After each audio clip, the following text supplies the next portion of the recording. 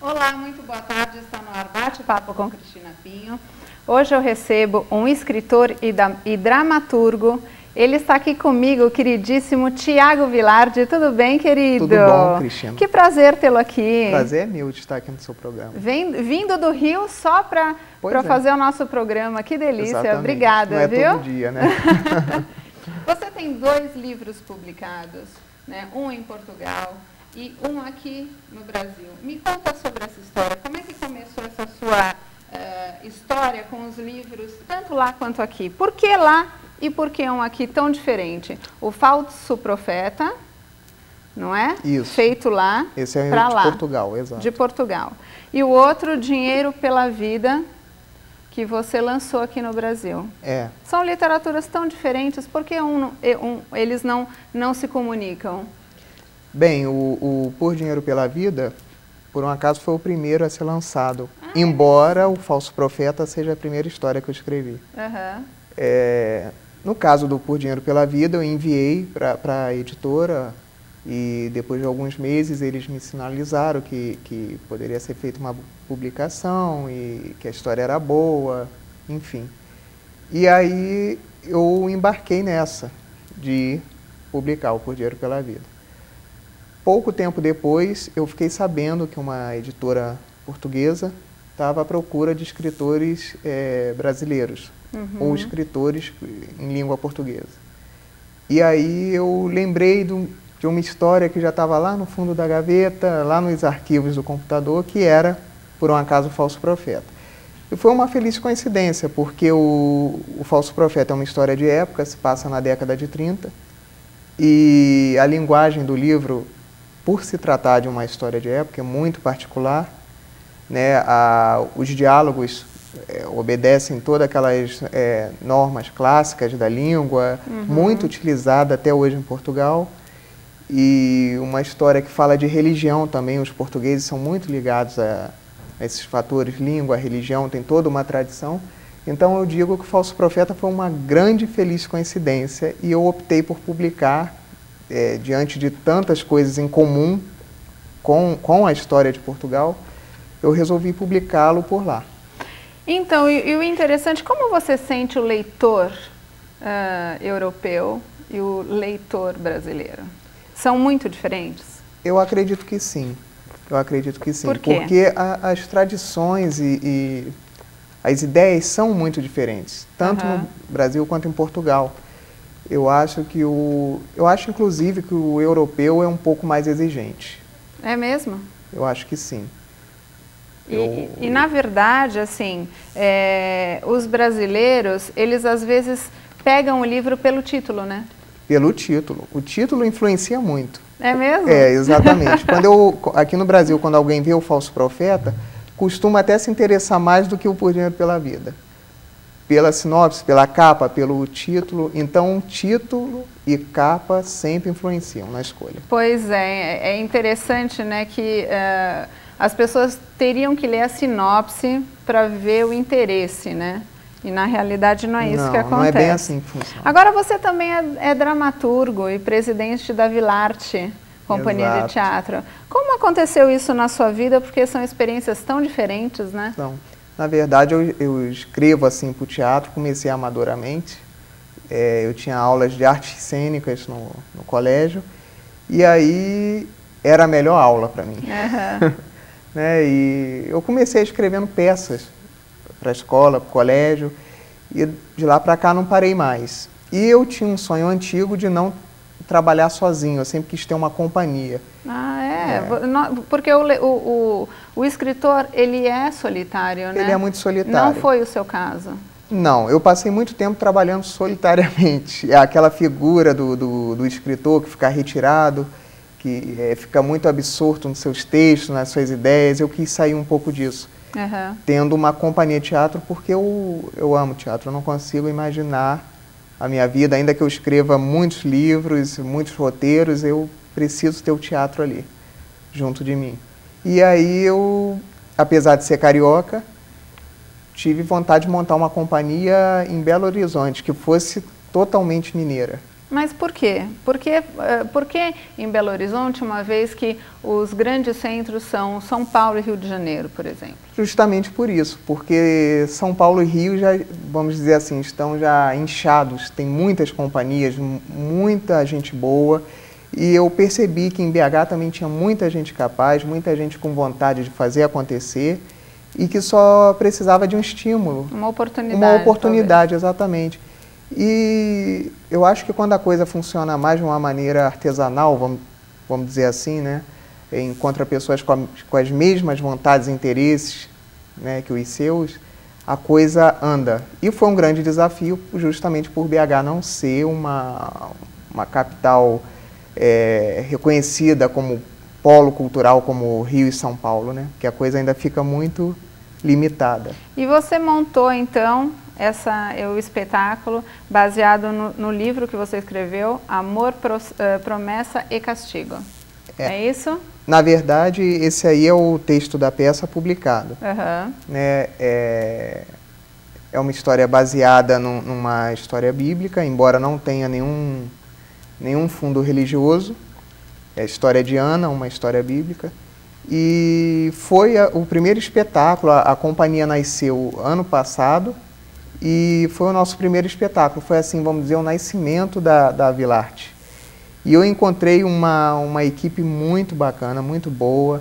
O diretor, o William Rocha, é uma pessoa excelente, já experimentado, professor de teatro. E os atores, né, que passaram por teste e aos poucos foram se encaixando nos personagens que eu havia escrito.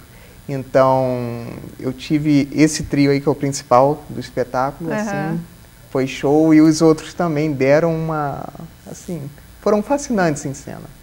Eu fiquei muito emocionado. E você montou em Belo Horizonte, em Belo Horizonte, e isso se expandiu para outros Rio de Janeiro. Estados? Só para o Rio? Só para o Rio, exatamente. E por que não São Paulo, uma vez que São Paulo é a terra do teatro? Porque eu não encontrei muita oportunidade. A coisa complicou um pouco e a oportunidade foi surgindo no Rio, né? Até por eu ser carioca, já ter algum conhecimento, em São Paulo eu encontrei mais dificuldade. Mas agora já estamos com outro texto em andamento, já estamos ensaiando e pretendemos vir para São Paulo o quanto antes. Que maravilha, para fazer uma boa temporada, né? Uma boa temporada, tal qual foi Amor, Promessa e Castigo. Quanto tempo vocês ficaram em cartaz? Nós ficamos cerca de um mês. Que maravilha. E aí me conta, como é que estão os seus próximos projetos? O que você está trazendo para nós de novidade? O que está acontecendo agora no seu caminhar? Pois é, já estamos, como eu falei, ensaiando um outro texto que eu escrevi, entreguei já no ano passado. Mal acabou esse espetáculo, eu já tinha um outro na agulha. Sempre assim, né? Os escritores têm isso, né? Tem. Inclusive, eu já tenho ideia para nossa terceira peça, que já é uma outra história. E agora nós vamos montar uma peça, um espetáculo que fala sobre o tempo. Como que o tempo é capaz de influenciar a nossa vida, né? Esse senhor que parece que move tudo que acontece, e a gente pretende dar uma passeada entre diferentes partes da nossa história, não obedecendo uma ordem cronológica. Eu acho que esse é o grande barato do texto, que eu não obedeci uma ordem cronológica certinha. Eu mostrei o tempo, mas como um grande mosaico, um grande painel, vamos dizer assim, onde as pessoas vão se servindo de diferentes momentos da história. E aí, assim, você como escritor, você tem uma linha? Ou você é um escritor que, de acordo com o que está acontecendo, você encaixa os seus textos? Existe isso? Porque tem um pouco, né? Dessa questão de cada escritor, às vezes, seguir uma certa linha. Você tem isso? Tem.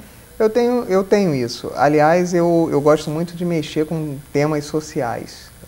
Eu gosto de temas polêmicos, gosto de tocar em assuntos que estão acontecendo ali na sociedade.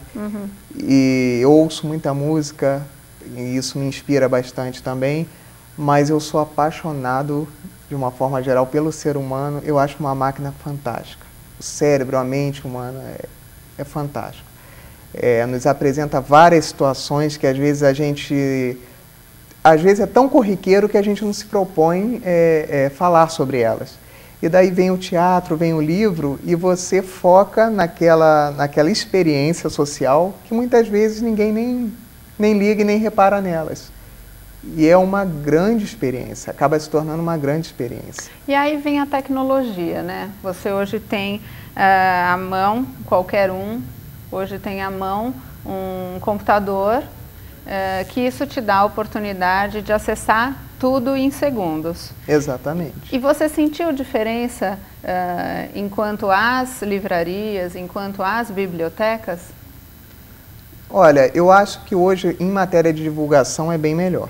Uhum. A tecnologia ela facilitou muito para que o escritor e os artistas, de um modo geral, publicassem, divulgassem suas obras.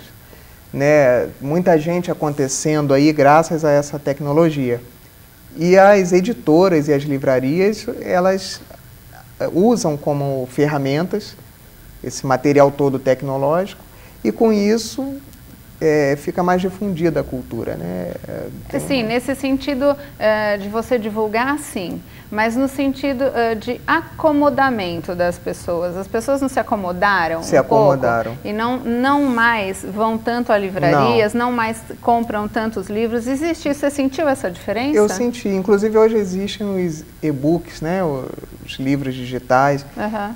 Eu, particularmente, posso parecer meio careta, mas eu sou contra essa modernidade toda, no sentido de que as pessoas ligam uma máquina, um computador e sentam e leem e pesquisam.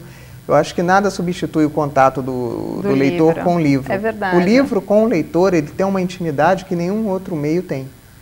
Eu sinto isso também.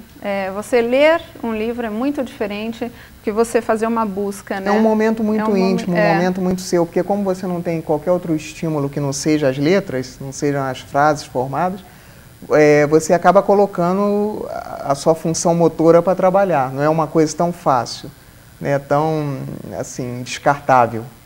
Tiago, para quem quiser conhecer mais sobre o Tiago, sobre o trabalho do Tiago, onde a gente pode te encontrar? Pode me encontrar no Facebook, né? É só buscar lá, Tiago Vilardi. Pode entrar em contato por e-mail também, o meu e-mail tiagovilardi@bol.com.br. E nas livrarias também, buscar pelos meus livros, e eu vou ficar muito feliz com a procura. Eu queria aproveitar, mandar um abraço para os atores da minha companhia, o diretor William Rocha, as minhas atrizes Babita Faria, Camila Augusto, Carolina Porto, Karen Kelgiane, Josiane Alves, Angélica de Oliveira e o ator que nós estamos agora, que restou ele na companhia, o Elbert Teles. Um abraço para todos eles. E você tem aí algum evento próximo? Tenho sim, dia 20 de maio agora eu vou estar na FENAC do Barra Shopping no Rio de Janeiro, fazendo uma noite de autógrafos do Por Dinheiro pela Vida e também fazendo uma pequena palestra falando sobre meu trabalho, o processo de criação, o trabalho do escritor no mundo de hoje, com as tecnologias inclusive. Então vou fazer um apanhado geral sobre o nosso ofício de escrever. Que coisa boa, eu te agradeço muito, viu? Eu Obrigada, muito sucesso para você. Obrigado. Espero você aqui mais vezes. Sucesso e vida longa ao programa. Obrigada, viu? Eu conversei então com o Tiago Vilardi, falando sobre as obras literárias desse queridíssimo escritor e dramaturgo. Eu vou para um breve intervalo comercial, depois eu volto com 2 atores deliciosos, não saiam daí, é um minuto. Até já.